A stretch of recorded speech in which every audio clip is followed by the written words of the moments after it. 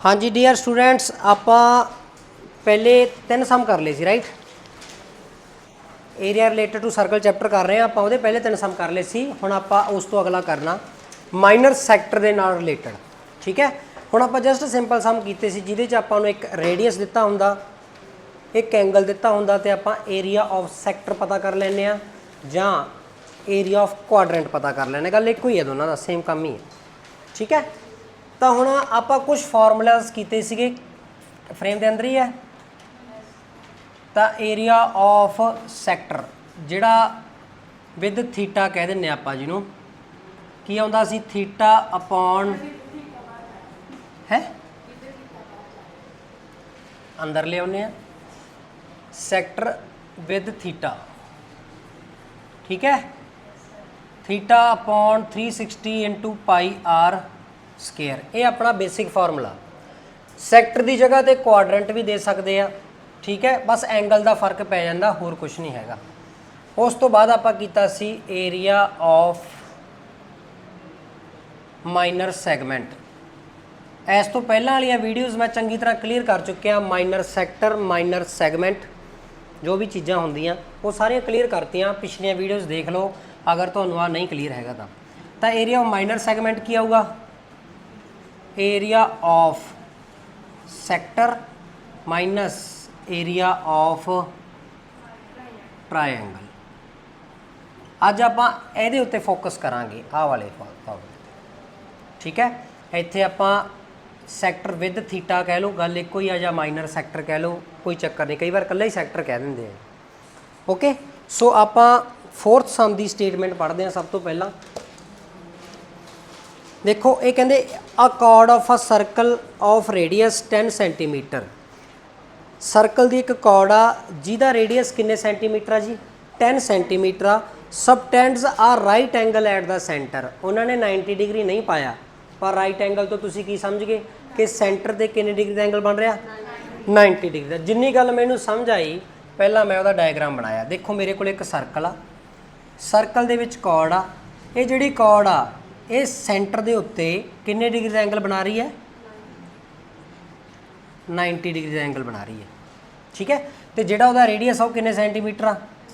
जे आ radius आ तां भी की हैगा, फिर गल पता लग गई सारिਆਂ ਨੂੰ। अगे देखो, मैं सारी लाइन में दोबारे पढ़ देना। A chord of a circle, ठीक है, radius 10 centimetre, subtends a right angle at the centre, find the area of the corresponding. दो क्वेश्चन पूछे। पहला क्वेश्चन पूछा उन्होंने माइनर सैगमेंट, तो दूजा पूछा मेजर सैगमेंट। देखो एक तो आ पता करना, आपां मार्कर होर यूज़ कर लैंदे आ, आपां नूं पता लग जूगा। एक तो आप पता करना एरिया ऑफ माइनर सैगमेंट। ठीक है, एक आप पता करना मेजर सैक्टर का एरिया, आ वाला सारा।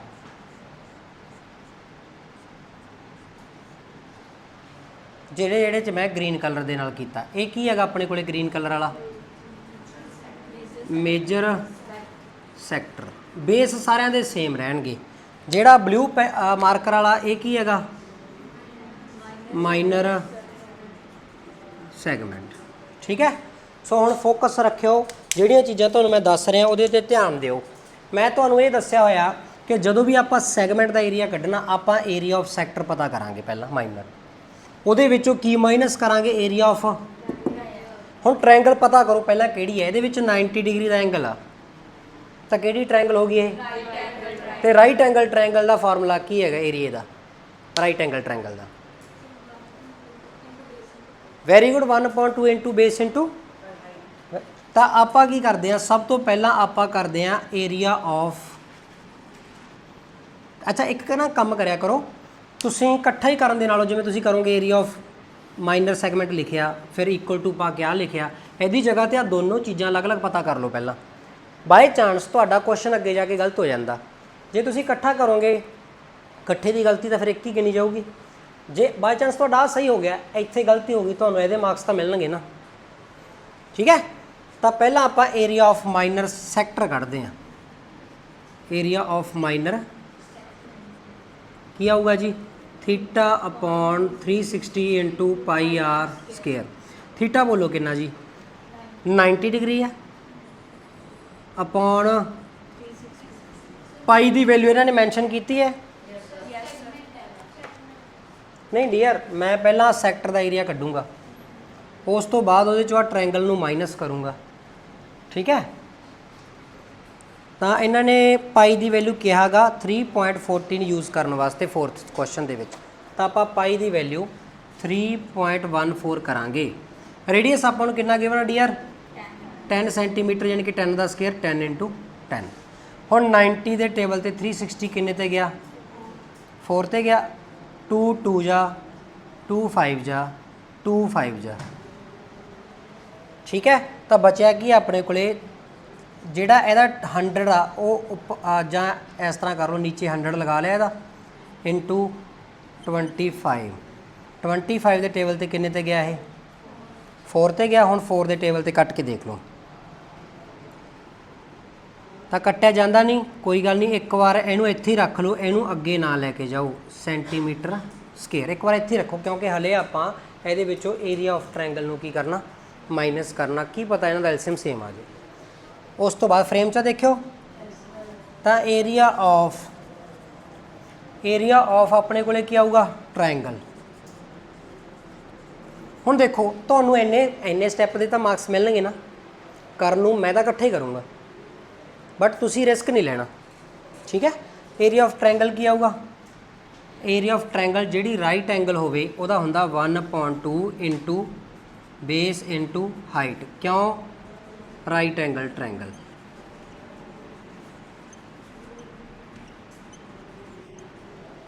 गल क्लीयर है सारिਆਂ ਨੂੰ।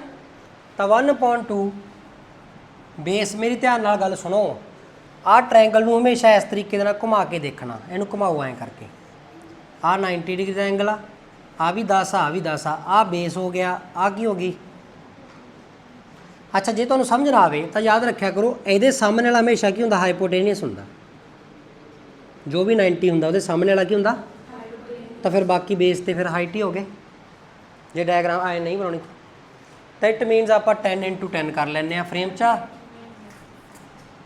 10 × 10 2 5 जा कितना आ गया जी 50 सेंटीमीटर स्केयर आ गया। ओके, हुण आपां कढना area of minor segment, area of minor segment, ਇਹਦਾ फार्मूला की दस्या होया तुहानूं, area of sector minus area of triangle.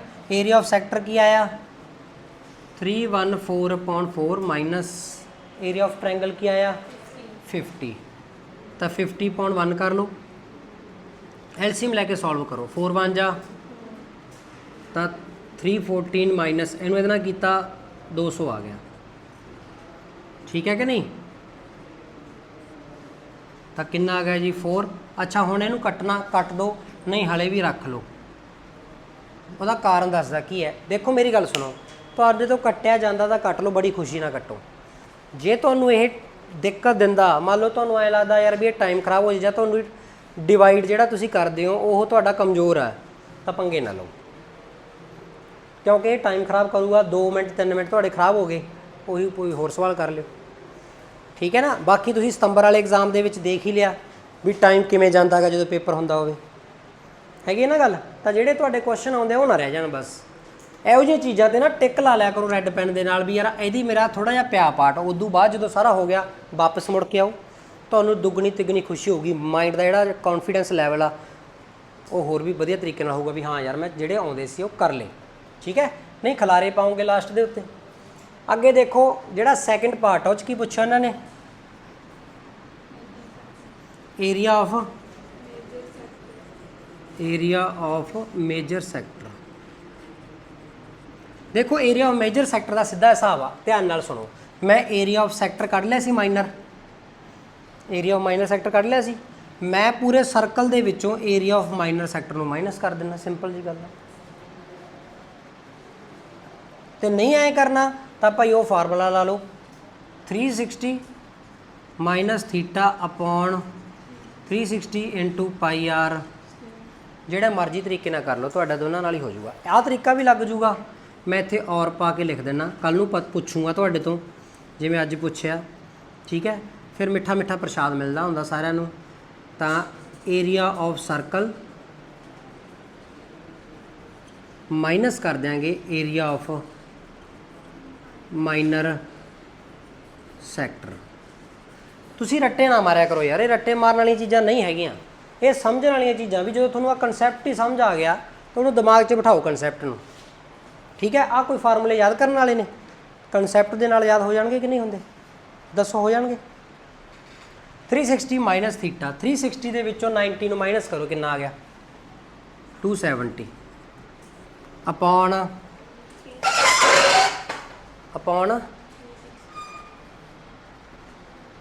पाई की वैल्यू आपां नूं इन्हां ने जिन्नी कही आपां उन्नी लै ली। आर की वैल्यू कितनी है 10/10, कट लो जी।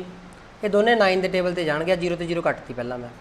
9 3 जा 9 4 जा 2 2 जा 2 5 जा 2 5 जा, ठीक है। होर कोई हैगा कट्टण वाला?